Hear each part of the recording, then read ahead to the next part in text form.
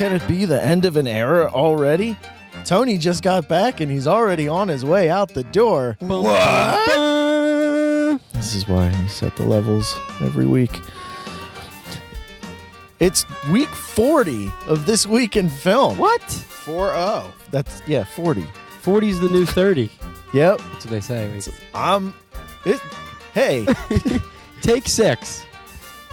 it's the weekly podcast where we get together, talk about the movies we've seen over the past 7 days.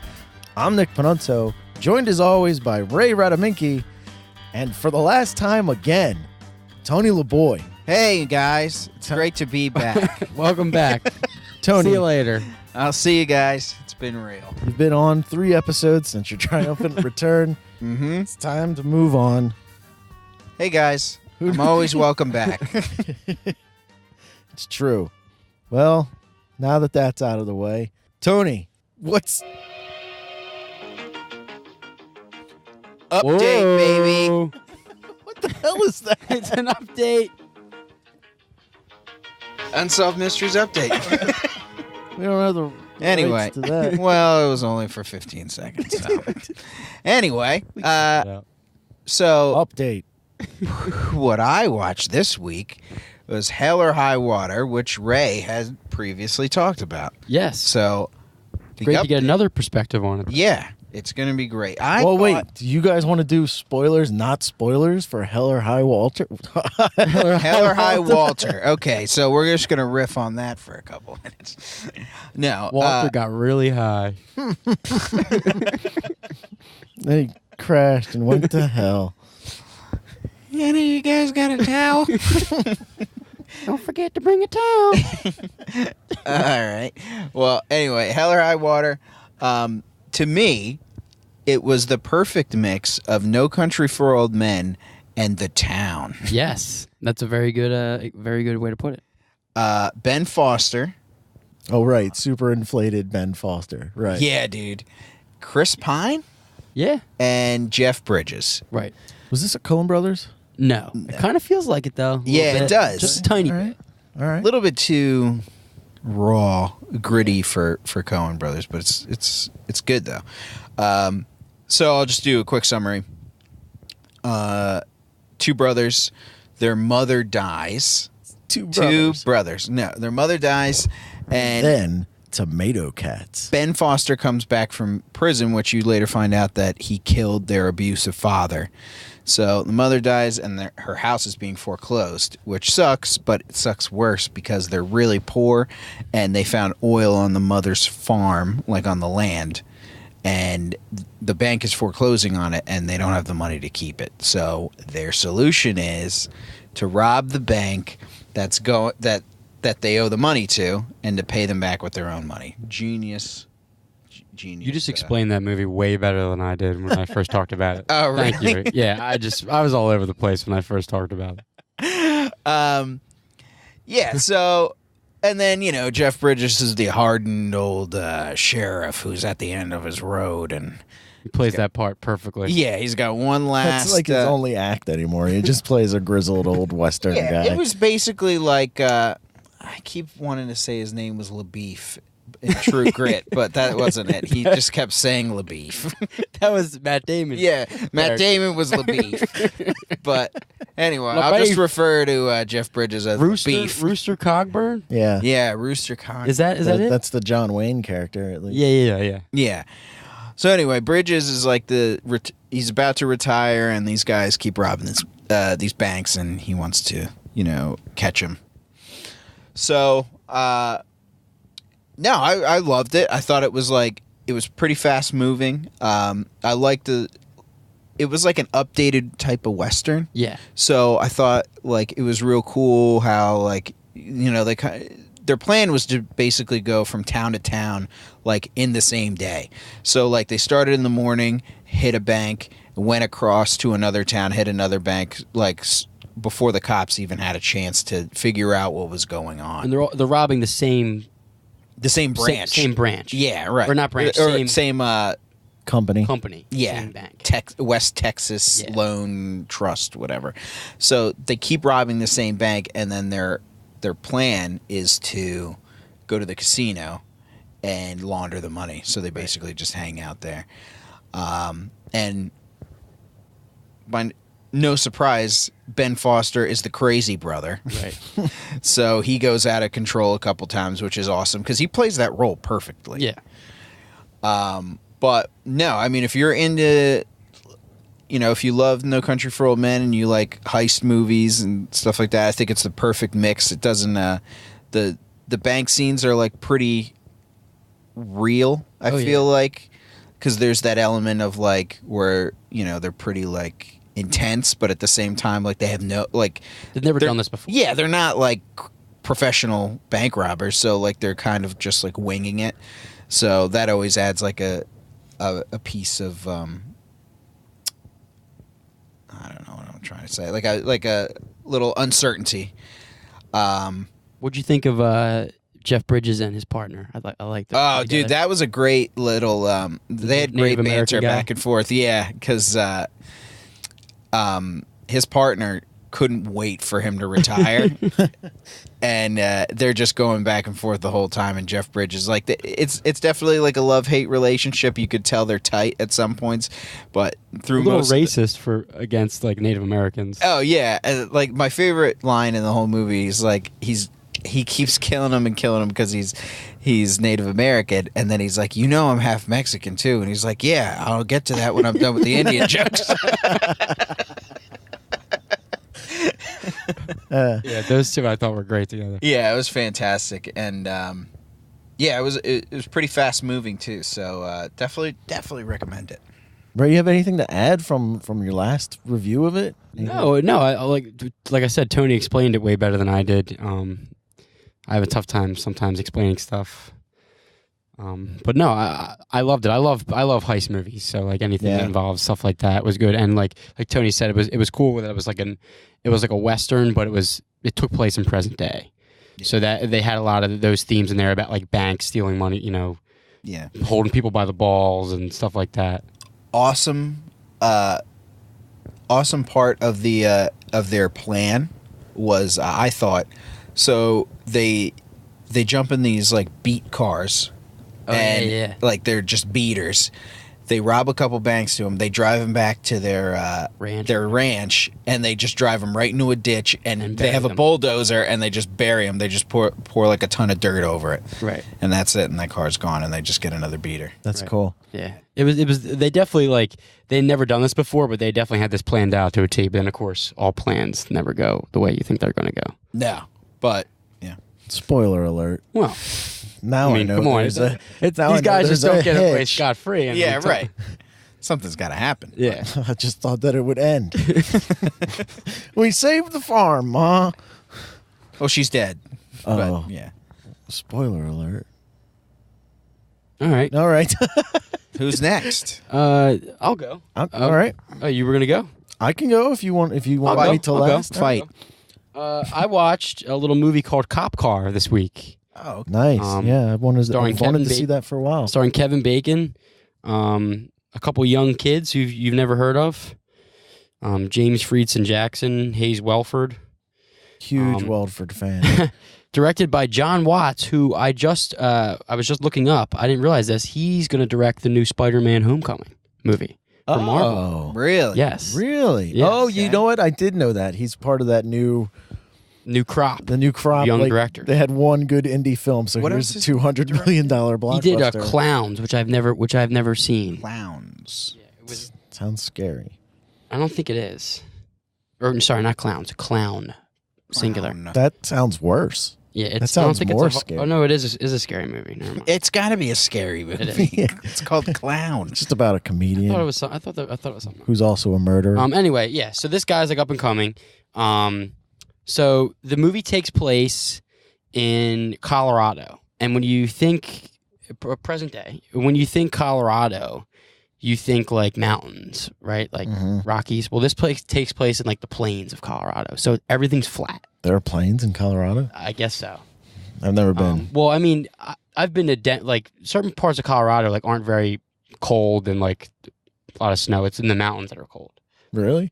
Yeah, like I've been to like if you go, I went to Denver one time for snowboarding. We snowboarded all week, and then it was like, snowing, 30 degrees. Sure. We came back to Denver, it was like 75. Really? Yeah, because the lower part of Colorado borders New Mexico. So Colorado is kind of a weird state in the way it's laid out. Anyway, enough about Colorado. This shout out to message our brought Colorado to you listeners out there. by the Colorado Board of Tourism, Rocky Mountain High. Right. So basic premise of the movie is it starts off with these two kids. You never really get an idea of how old they are, but they're like, by the way that they talk to each other and the way that they act, they're nowhere older than like 10 or 11. They're like young kids. Okay. Yeah. You get this idea by like they're like talking to each other about like curse words and they're like saying them out loud, kind of like they've never been allowed to say them before. Right, yeah. They're like saying like all signs, like curse words like fuck, shit, and they're like, oh, that's the word. Like the one time he says fuck, he's like, oh, that's the worst one. Like, okay. That type of stuff. Yeah, sure. So you get that idea, and just like the way they're running away from home, and they've been away for like an hour, and they're already like talking about what they're going to do, and like if they think somebody's looking for them. Like, are they like abused, or are they just two they're brat kids? Yeah, running two away? brat kids just having fun, and they think what they're doing is like way more like serious than it is. Like, we're running away. Like, oh, is that what they're running away from home? Yeah. Like, we're running away. Like, we're running away from the cops. Like, people are probably looking for us. Blah blah blah. Right. But nobody even knows they're gone. Nobody yet. even knows they're gone. They've been gone for like 15 minutes. Like, nobody Right. even knows that they're gone yet. So as they're walking through the plains, they notice a cop car, and they immediately are like, "Oh my God, the cops! They found us! Like, they're onto us!" So they hide for a second, and then they like throw like a stick at the cop car to see if like it will like do anything, and nothing happens. So they're like, "Oh my God, wait, our fingerprints are on the stick." So like just that type of stuff, you realize like these kids like don't know. They have no concept of like the real world. Right. Yeah. You know what I mean? Yeah. So, they go grab the stick and they run back, and then they realize that like nothing's happening, and they realize that nobody's in this cop car. Mm-hmm. So immediately that's like the coolest thing in the world to them. So they get in the cop car and they're like, sitting in it like acting like they're driving, like. If you can't see at home, Ray is pretending to drive. Right. So, just having fun like little kids would. And then they notice that the keys are in the car. Oh, They're like, oh shit. Those like, trusting Midwestern. they're like, should we drive it? and this is just in the middle of a field. right. Okay. Well, it's not. It's in the middle of a field, but kind of around like there's like a little tree line, Mm-hmm. and it's like in like a grove where the tree line is. So it's kind of hidden, but not really. Sure. I mean, if you're walking through this field, you would see it. So the one kid is definitely more aggressive than the other one is. Like, oh, let's do this. And the other one's like, oh, I don't know. We should drive this cop car. He's like, oh, yeah, let's do it. So they start driving. These kids are just having a great time. They're driving the cop car like through these fields. They're flipping on the siren. They're doing like Chinese fire drills. They're like getting out while the car's moving and like getting back in, changing spots. Right. They're having a grand old time. So then we flash back to Kevin Bacon's character, who is a cop. Mm-hmm. And we see why he leaves that car there, and what he's up to some shady stuff. Right. Yeah. Like, why would a Okay. car just be empty? Right. Yeah. And he ends up leaving the cop car for, I guess, maybe a half hour, 40 minutes, and he comes back and it's gone. Right. And the rest of the movie is basically him trying to cover his tracks because, I don't want to give away what he did, but he did something, and he doesn't want the police department to know that his cop car has been stolen. Right. Doesn't want to explain why he was out in the woods. Sure. Yeah. He ends up contacting the kids on like a radio, and he's like, "You guys are in big trouble. Like, you don't know what you did." And they're like, like they think they're about to go to jail for like 50 years. So they're like, Sure. like talking about what they're going to do, but all that kind of stuff. So it takes you down a kind of a rabbit hole, and it's kind of like a lot of parallel editing. So you never really see Kevin Bacon and the kids until like the end of the movie. It's like they're different stories Mm-hmm. going on the whole time. And I thought the kids were great in it. Like I thought they played off of each other real well. And like I said, they're young kids, and the acting was great. Kevin Bacon was great in his role. It's kind of like you don't know whether to root for him a little bit or like whether to hate him, because like, Yeah, he seems like it would be like it seems like it would be the villain the way you explain it, but like I mean it's Kevin Bacon, so there's also that kind of like Yeah, and you root never for Kevin really Bacon, yeah. you never really get to like. There's a whole backstory here with Kevin Bacon and his character that they don't really explain until the end. Yeah. And the whole movie, you're kind of like trying to like think about like why is he doing this? What's going on? Like it would almost be. I'm almost interested to see like how he got to that point. Mm-hmm. And they kind of explain it, but not really. I mean, and that was interesting to me. And there's not really many actors in it. I mean, it's Kevin Bacon, it's the kids, and there's a couple other people that they encounter here or there. The movie takes place entirely like outside, like in these like fields in like rural Colorado. And it was just very, very well done. Very short movie. It was only like 85 minutes. Oh wow! So like it really gets to the point and it like grabs you right away.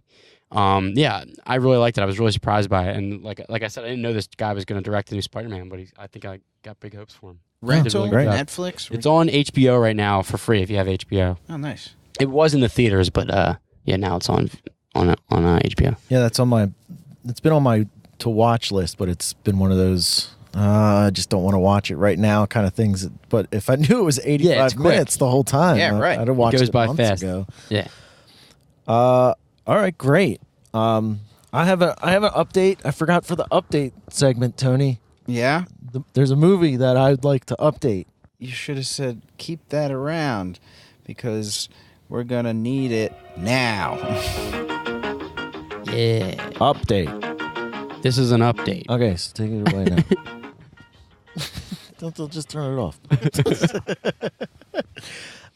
So last week, Tony talked about the Barkley Marathons. Oh, right. Or the Barkley Marathons. Now, Ray wasn't I wasn't here. for that. So, Ray, have you ever heard of the Barkley Marathons? Like Barclay, like the company? No, like Charles Barkley. Oh. Is he part of it? No, he's not. No, you guys have talked to me about it briefly after you said you both watched it, but I've never heard of it. Yeah. Everything Tony said was the truth. The end. I watched that movie twice over the past since last week. It is excellent. It's just an excellent documentary. It's a lot of fun. If you want to know more about it, listen to last week's show where Tony goes fairly in depth on it. But I watched it, and then I had my wife, who was a runner. She watched it, and she also really enjoyed it. It was just a lot of fun. It's a documentary? Yeah, it's basically a documentary about the hardest trail race Tony, in the world. This is my segment. Well, Yeah. I'm just You're taking too long. Is it a marathon that they run? They run like 5 marathons. Oh, like it's a super marathon. It's an ultra marathon, yeah. Ultra-marathon. But it's also a trail run through the woods. Gotcha. Yeah, I'll have to check it out. but yeah, it's a lot of fun. It's one of the better documentaries I've seen in a long time. It's one of the examples of a documentary where there's no bad guy other than the race is the antagonist. Mm-hmm. There's no bias on either side of it. Like there's no one trying to get a motive across. It's just, hey, here's this race and here are some of the people trying to complete it. Well, yeah, that's the beauty of it because like until the very end of the race, everybody pretty much like works together and tries to help each other out because the race is almost so impossible to complete that everybody there's like a sense of camaraderie that they're all in it together, and then whoever ends up at the end then it turns into like, okay, I got to beat this guy. Yeah, but that's the race is about 25 or so years old, and at the time of when they shot the documentary, only 10 people had ever completed it. Wow. What's it called? The Barkley Marathons, the race that eats its young, is the subtitle. Nice. That's the end of the update segment. Wow, what an update. Okay, so then this week in film. Thanks. Way to play us out there. So this week in film, because it's Halloween, I decided to watch a movie about robots. I don't know if you guys are aware, but there's a new show on TV on the HBO called Westworld. Yes, it's fantastic. That's what I've heard. It's based off, the TV show is based off of a Michael Crichton book, but did you know that there was a movie made in the 70s based on the Michael Crichton book. Wait, was it Get a outta book? here. I thought it was just a movie. It was Michael Crichton, so I was assuming it was. I'm a pretty book. sure he just wrote a screenplay and directed the movie. I don't think it was ever a novel, but I could be wrong. There's a movie. That's neither here nor there. There's a movie called Westworld that Michael Crichton wrote it. I just assumed it was based on one of his books because everything else is, but I'm probably wrong.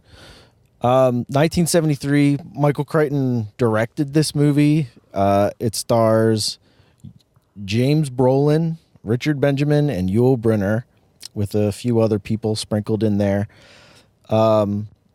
Basically, it takes place in the futuristic world of 1983. Wow. Now, this is like a spoiler alert for the movie, but also for the TV show, because while I haven't seen the show yet, I assume it's going to explore all of the same things that the movie went into. And while the TV show may take 5 years to get done, this movie was 85 minutes long. I really enjoyed it. This movie gets a lot of crap for being like a cheesy, terrible sci-fi movie. Yeah, our own Charlie Chester was telling me about it a couple weeks ago, and he said it was absolutely terrible. Yeah, I could not disagree more. Dude, well, who agrees with what he says? He's not anyway? even on the show Right. anymore. I mean, whatever he says has no credence. He's only written a book, and Boy Zero 2 books. available at Amazon.com.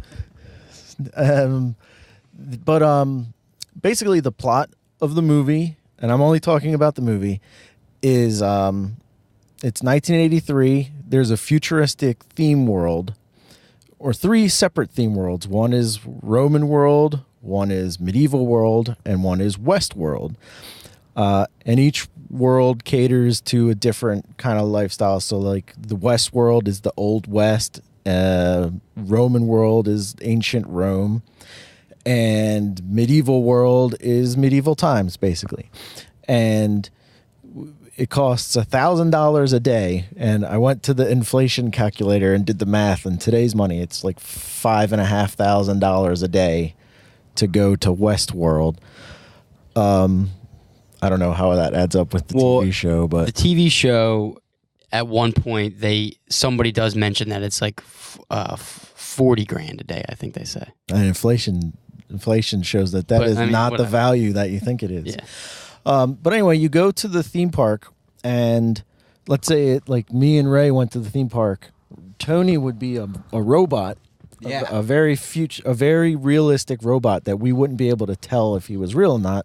And the only thing that gives him away is his hands. Like, I guess they can't get the hands right. But they don't say anything about the weird glowy eyes that they all have. Anyway, so basically things go wrong. The robots run amok and start killing everybody. And it's up to James Brolin and this other guy get caught up in the whole mess, and they're trying to survive. So that's the plot of Westworld. Now I'm going to get into the spoilers of the movie because it's 40 years old. So do you guys watch the show? Or I do. I do, yes. All right, then I'm going to ruin it for you. So you don't know if you're going to ruin it. Yeah, I don't know if I'm going to ruin it for you. I don't know who any of the characters in the show are. So anyway, like I said, it's written, directed by Michael Crichton, and every Michael Crichton movie, one of the popular ones you've ever seen is in this movie. Like Jurassic Park, it looks like he just ripped off this movie to make Jurassic Park, where instead of robots, it's dinosaurs. I mean, they even have the line in the movie, spared no expense. The movie is very well done. I don't know why people don't like it. It was fun. It's got the 70s style violence where, like, if I shoot you, red paint starts pouring out of your body. But I like I said, I don't understand why people don't like it. It was silly and it was fun and it's so quick. Can I ask you a question? Please, because I'm drowning here. Let me ask a question about the TV show and how it relates. So in the first episode, this isn't too big of a spoiler, but in the first episode, you pretty much find out that each day basically resets for like the robots. So is that the case in the world? Like they're like kind of narrative, like just kind of resets from day to day? Yes. Thank you, Tony, because I was in trouble there. I was in some kind of a death spiral. Your plane stalled and now you've righted the ship. So James Brolin and his buddy go to Westworld. And in Westworld, everything but them and maybe 3 other people are all robots. They don't know who are the robots. Even the horses are fake. But every night when they go to sleep, all of the robots shut down, and like Disney magic. I think the whole movie is it's clearly supposed to be analogistic to Disney World, how every night at Disney World they reset everything and fix everything up.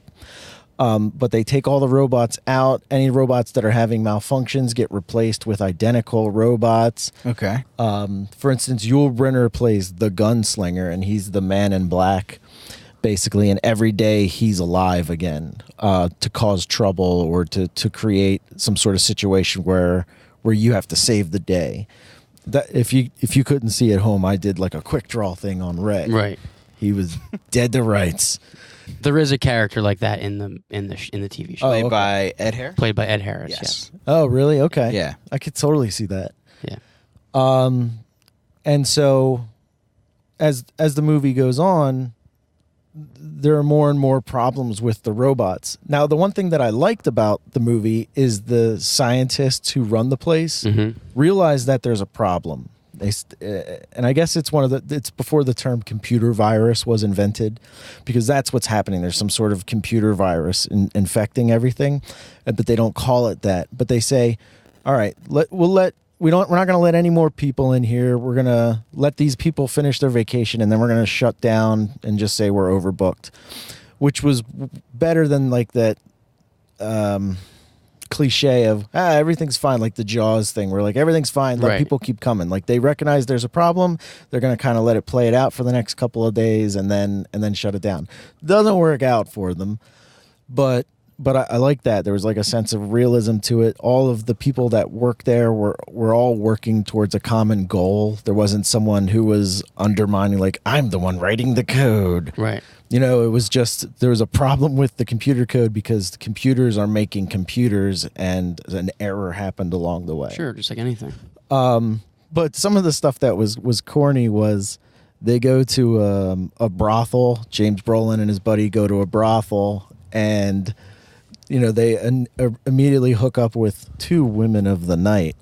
And Michael Crichton cannot shoot a sex sequence to save his life. Oh, my God. Oh, it is really bad. It's basically the buddy, whose name I can't remember and don't want to look down at my phone to look up, rolling around on the bed in different directions and it just slowly fades. It's like dissolve to rolling to the right, dissolve to rolling to the left. Well, did you ever see that? That sounds very similar to the scene. There was a deleted scene in Jurassic Park. Dr. Sattler and the Velociraptor got it on. Yeah, and they just kind of rolled around. I don't think I ever saw that. Yeah, it's in the deluxe DVD powerful version. Stuff. You know, in Jurassic Park 3 where Dr. Grant talks to the Velociraptor? Yeah. It's like that. And afterwards, the Velociraptor smoking a cigarette talking about his feelings. Yes. And Goldblum is just laying there with his legs, like, and he's with doing that his shirt unoperable, yeah, yes. Pouring water over hairy people. chest just... But I don't really have anything to add. It was just a cool sci-fi story that... I mean, it definitely seems really ramps up real quick, like in the third and final act, and then it just ends. Yeah, I mean, the way you're explaining it is so far. I mean, the TV show is only 3 episodes in, but so far it's pretty much staying to that. Yeah. I mean, you have a feeling something bad is about to happen, but it hasn't happened yet in the show. So yeah, it's definitely a movie. Like I'm excited to watch the show because there's a lot of themes in the movie that could have been explored, but they wisely just stick to the basics. It's a very cut and dry movie, and that's why it gets kind of a bad rap, and it's got a lot of Western cliches, but that was like the point of it. like Roman world is all people dressed in togas and things like that. And the medieval world is people with swords and shields. I can definitely see why like Michael Crichton took this idea and made Jurassic Park out of it. Only because to me this idea seems like to do Westworld justice. I feel like the TV show, even though I'm only like an episode in, it seems like it's doing a good job at showing a complicated, kind of complex story. Yeah. Whereas Jurassic Park is just like, we have an amusement park full of dinosaurs, and it's kind of like the same idea, Right. but like a simpler concept of it. So Yeah. I could definitely see why he kind of just took that same idea and rolled it out in you another could tell form. that he hadn't said all that he wanted to say about amusement parks. I love the TV show, and I think it has a potential to be like a great show. Whether it ends up being one or not is still way up in the air. Yeah. But I just the whole concept of it, I think it's just like you don't see. I mean, I guess it's not a new concept because it was a movie at one point. But it's cool to like. I'm a big science fiction fan, and it's cool to see like original ideas and stuff like that. That really, because like and also, I mean, this is something that way down the line, but this is something that could possibly be a place that people go to at one point in the future. I mean, like I said, not anytime soon, but like making robots and making androids and stuff. That's stuff that people are working on right now. I totally agree. Watching the movie, I wanted to go to Westworld. Right. I was like, this looks totally fun. I also was watching the Blu-ray of it, and it looks great. It looks great. Josh Brolin looks just like James Brolin, to the point where it's kind of tough to see the difference between them. And then his buddy, you think the whole time, should just be played by Adam Scott. And Yul Brynner is Yul Brynner. But I completely agree. I would love to go to Westworld. That would be so cool to play Wild West cowboys for and just like a week. Slaughter people for fun. Yeah. And have sex with whoever you want. There's no rules. And at one point, one of the guys gets arrested, and he's like, "Oh, I'm in jail," and then they have to break him out of jail. Right. Like a fun jailbreak in the West. Yeah, do whatever you want. And then the next day, there's no problems. There's no hangovers. Nothing like reset. that. Yeah, everything resets. Even you. So Westworld, definitely check it out. 85 minutes. You can't really go wrong.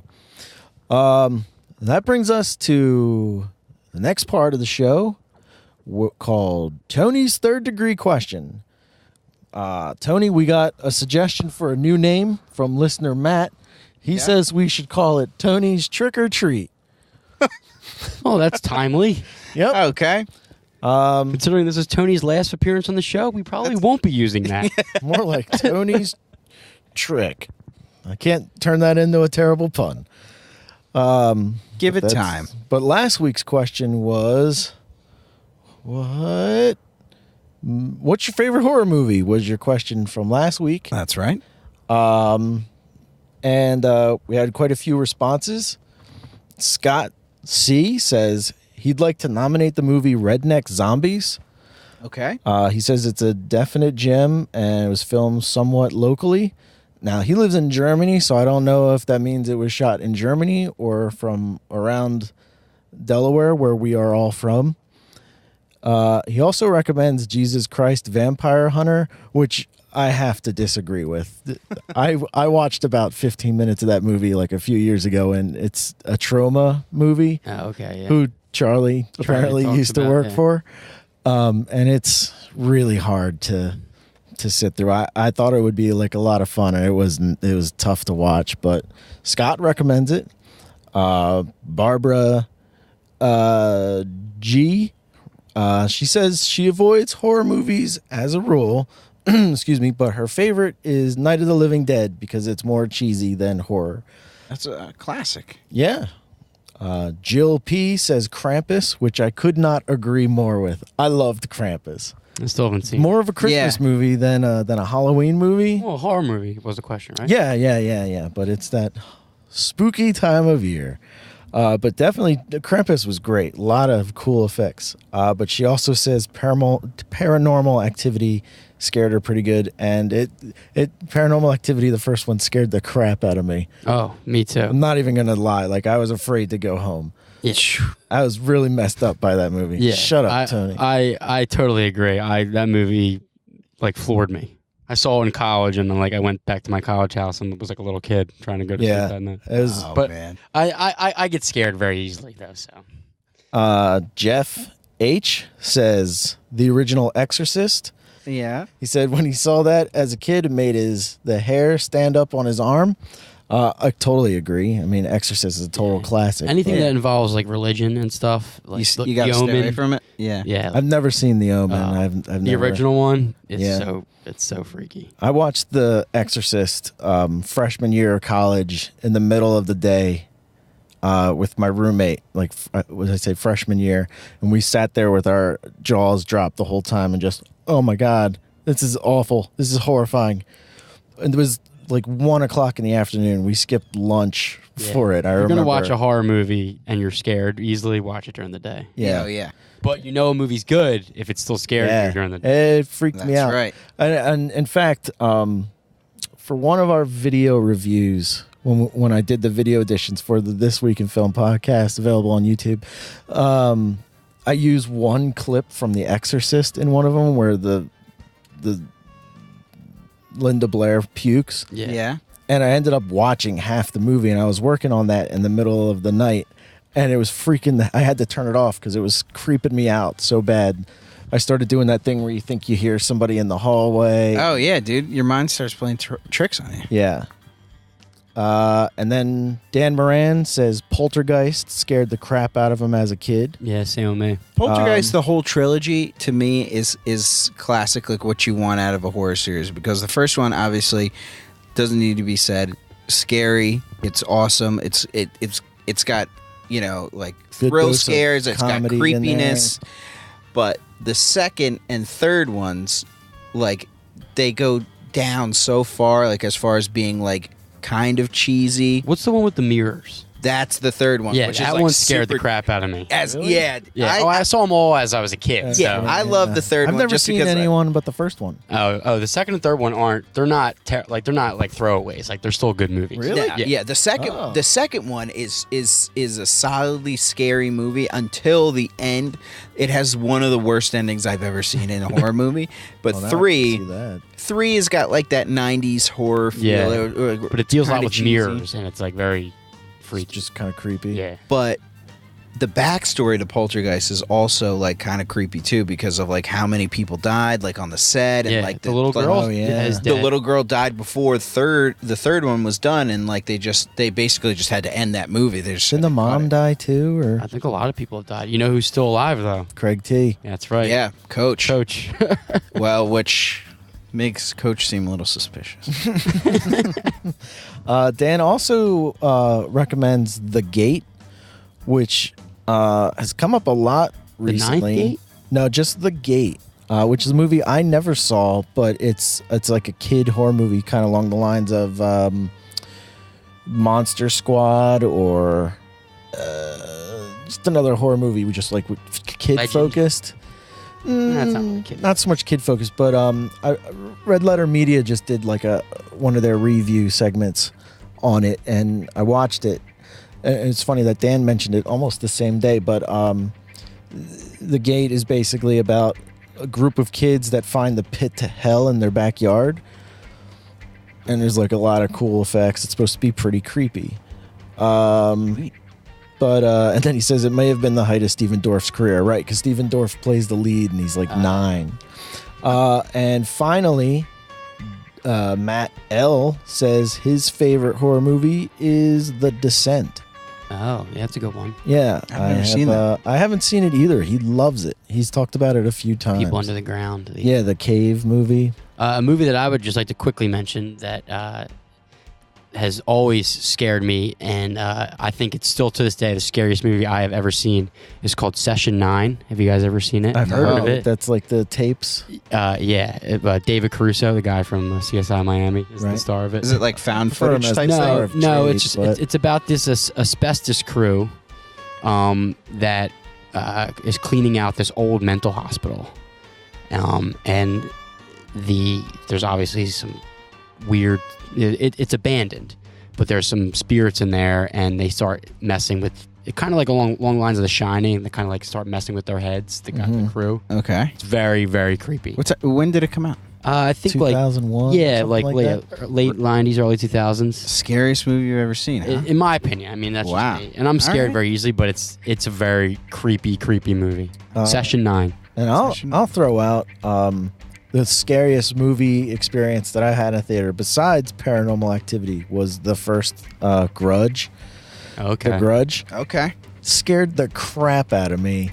It was me and my friend Matt. We went and saw it, and it was something about the night that we went where you were just primed for something scary. Like there was like a weird thing going on in the corner of the theater, and we're like goofing off, like, what is that creepy thing? And then the movie, my neck hurt for 3 days because I was smashing my head into the chair trying to get away from the movie so much. Yeah, The Grudge really freaked me out. The Grudge 2 was really terrible. I've never been able to sit through the first Grudge again. It just bothers me. All right, so Tony, for the last time and first time, what's your this week's Tony's trick or treat? Let's see. What do we cover today? Talk Taylor High Water, modern westerns. Let's talk. Westerns. Yeah, let's talk about Western, Westworld, Jurassic Park, amusement parks. What's your favorite Western dinosaur movie? What's your favorite amusement park? Now, let's. That's not a bad question, too. That's pretty good. Movies that take place in an amusement park? Or just what's your favorite amusement park? I Maybe don't we'll get want free tickets. I don't want 10 people saying Three Ninjas High Noon. Oh, I mean, come on. High Noon at Mega Mountain. Yes. Great movie. I'm a big Three Ninjas fan. Terry Hulk Hogan is the bad guy? You know what? Let's go with that. Favorite movie that takes place at an amusement park, because I want to see what Carnivals count? Carnivals, yeah. Circus, maybe. Oh, okay. Yeah. All right. Favorite movie that takes place in those amusement park movie. All right. And Ray, what's this week's? Oh, I get a question Tony's too? not coming back next week. Okay. Yeah, right. Now, if you could come back and listen to the answers within the next 6 weeks, that would be great. You never heard last week's the 400 answers to what's your favorite sports movie? I did not hear it. There were a lot. Okay, well this week my question is since my movie dealt with kid actors, what is your favorite movie? Now, not like a kids movie, but your favorite like adult movie that has kids as not the main characters or like crucial characters. Right. Movies that stand out would be like Stand By Me, coming of age tale. Yeah. Oh, so you're talking like kids together, not like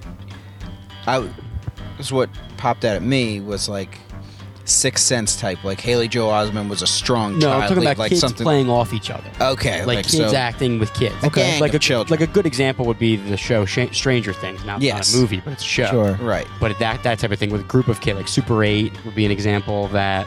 Okay. Goonies. Yeah. Movies like that where kids are forced to act together, not with adults. Okay. And they do, and there's a lot of movies where the kids do a good job. What's your favorite grown-up, kid-centric movie? Right, there you go. Good way to put it. All right.